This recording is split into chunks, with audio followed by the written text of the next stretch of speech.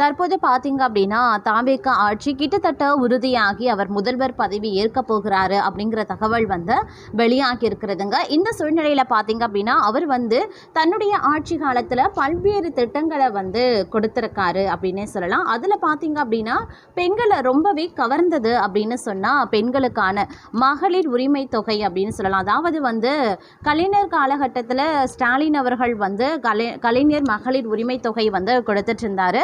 அது இப்போ ரத்தாகுது அப்படின்ற மாதிரியான செய்திகள் வந்து சமூக வலைத்தளங்களில் ரொம்பவே வைரலாகிட்டு இருக்கு. ஆனால் உண்மை என்ன அப்படின்னு பார்த்தீங்கன்னா அந்த ஒரு திட்டம் வந்து ரத்தாகலைங்க. அதற்கு பதிலாக தாவேக தலைவர் விஜய், தற்போது முதல்வர் பதவி ஏற்கக்கூடிய நடிகர் விஜய் அவர்கள் வந்து கொடுத்திருக்கக்கூடிய வாக்குறுதிகளின்படி பார்த்தோம் அப்படின்னா புதுமை பெண் திட்டம் வந்து நிறுத்தப்படுகிறது. அதாவது வந்து மகளிர்களுக்கு வந்து கொடுக்க போகிறாங்க. அந்த திட்டம் வந்து அமலுக்கு வரப்போகிறது. இந்த திட்டத்தின் மூலமாக பார்த்தீங்கன்னா கலைஞர் மகளிர் உரிமை தொகையில் கொடுக்கப்பட்ட 1000 ரூபாய் வந்து தடுக்கப்பட்டு 2500 ரூபாயாக வந்து விஜய் அவர்கள் வந்து கொடுக்க போகிறாரு அப்படின்ற ஒரு செய்தி தான் வந்து உண்மையான செய்தி. அது ரத்தாகிறது அப்படின்ற ஒரு செய்தியை மட்டும் பலரும் வந்து நம்பிக்கிட்டு இருக்காங்க. அது உண்மை கிடையாது. இதனால் பெண்களோ மகளிரோ வந்து பார்த்தீங்க அப்படின்னா அச்சப்படவோ கவலைப்பட வேண்டிய அவசியமோ கிடையாது.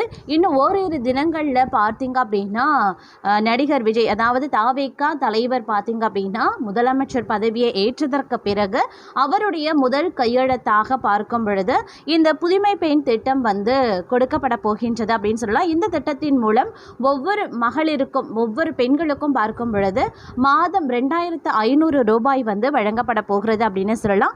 ஏன்னா திமுக ஆட்சியில் மிகவும் பேசப்பட்ட திட்டமான கலைஞர் மகளிர் உரிமை தொகை திட்டம் நிறுத்தப்படுவது தற்போது வந்து உறுதியாக இருக்கிறது. தகுதி இருக்கக்கூடிய பெண்களுக்கு பார்த்தீங்கன்னா மாதம் 1000 ரூபாய் வழங்கப்பட்டு வந்த இந்த திட்டத்திற்கு மாற்றாக தமிழக வெற்றி கழக தலைவர் விஜய் தனது தேர்தல் வாக்குறுதியில் புதிய திட்டம் ஒன்றை அறிவித்திருந்தார்.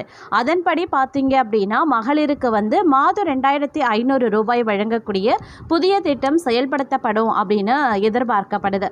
தாவேக அரசு இந்த தொகையை உயர்த்தி வழங்குறதன் மூலமாக பெண்களினுடைய பொருளாதார நிலையை மேலும் உயர்த்த முடியும் அப்படின்னு நம்புறாங்க.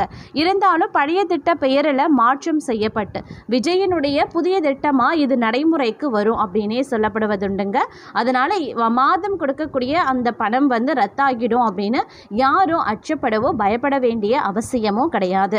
அதே நேரம் பார்த்தீங்கன்னா அரசு பள்ளிகளில் படித்து உயர்கல்வி பயிலக்கூடிய மாணவிகளுக்கு மாதம் 1000 ரூபாய் வழங்கி வந்த புதுமை பெண் திட்டம் தற்போது ஒரு இழுபறி நிலையில் இருக்கு. ஜூன் மாதம் முதல் கல்லூரிகள் மீண்டும் தொடங்க இருக்க நிலையில் இந்த திட்டம் தொடருமா அல்லது நிறுத்தப்படுமா அப்படிங்கிறத குறித்த அதிகாரப்பூர்வ அறிவிப்பு இன்னும் வெளியாகல.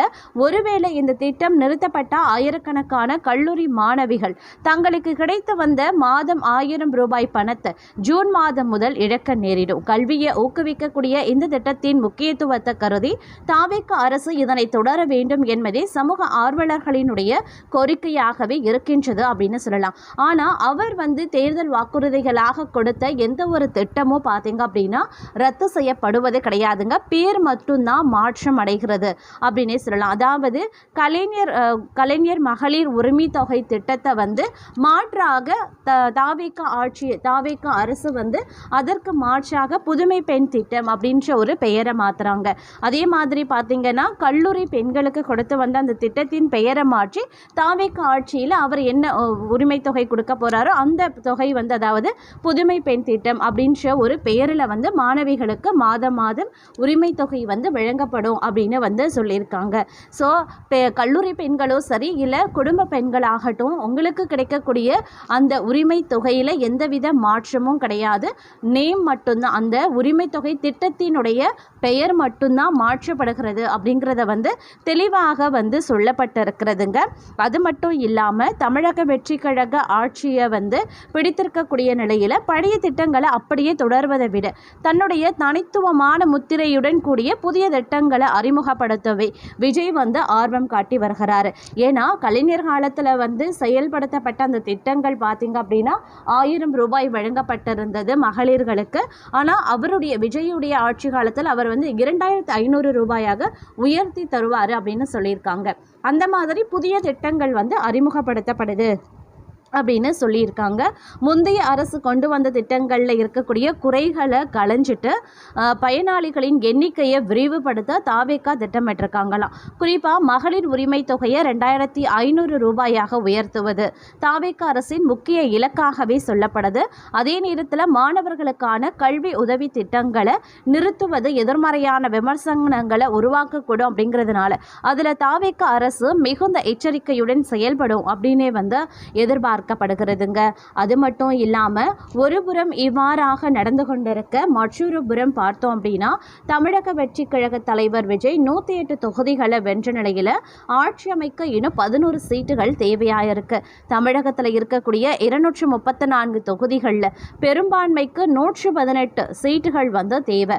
அதாவது 117+1 இந்த சூழ்நிலையில் காங்கிரஸ் தாவேகாவிற்கு முழு ஆதரவு கொடுப்பதாக உறுதியளித்திருக்காங்க. நடந்து முடிந்த சட்டமன்ற தேர்தலில் காங்கிரஸ் 28 தொகுதிகளில் போட்டியிட்டு 5 வெற்றி பெற்றிருந்தாங்க.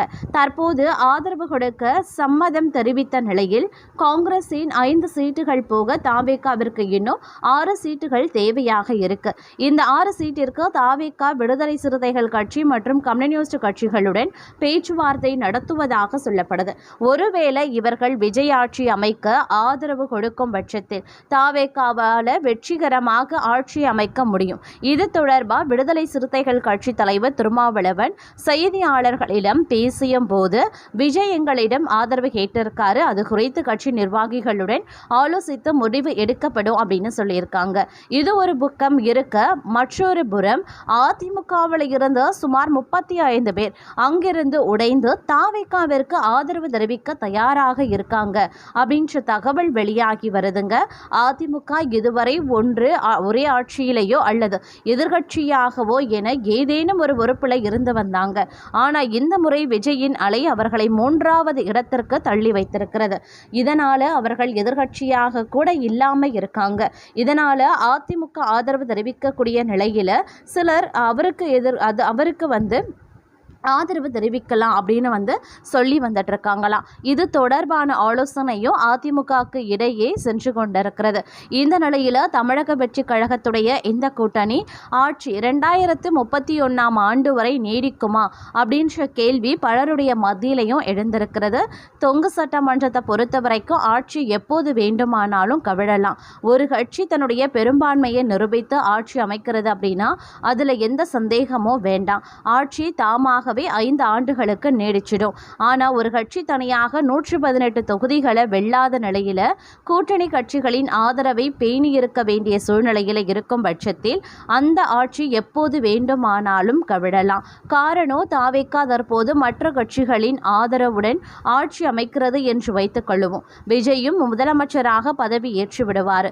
இதையடுத்து மத்தியில் பாஜக அறிவிக்கும் ஏதேனும் திட்டங்களுக்கு, பட்ஜெட் போன்ற விஷயங்களுக்கு தாவேகாவினுடைய நிலைப்பாட்டை பொறுத்து ஆட்சி நீடிக்கும். தாவேகா பாஜகவிற்கு ஒத்துப்போகும் நிலையில் அது ஆதரவு கட்சிகளுக்கும் தாவேகாவிற்கும் இடையே சலசலப்பை ஏற்படுத்தும். அப்போ நாங்க இனியும் தாவேகாவின் ஆட்சிக்கு ஆதரவளிக்க மாட்டோம் அப்படின்னு அவர்கள் அதிருப்தி குரல் எழுப்பினா தாவேகா மீண்டும் தனது பெரும்பான்மையை நிரூபிக்க வேண்டும். அதை தவறக்கூடிய பட்சத்தில் தாவேகாவின் ஆட்சி நீடிக்காமல் போகும். இதுவே விஜய்க்கு இந்த 5 ஆண்டுகளில் பெரிய சவாலாகவே இருக்கும். இத்தகைய சவால்களை தாவேகா எப்படி சமாளிக்க போகிறது அப்படின்ற பல்வேறு கேள்விகளும் இருக்கிறது. இதனையும் நாம சற்று பொறுத்திருந்துதான் பார்க்க வேண்டும்.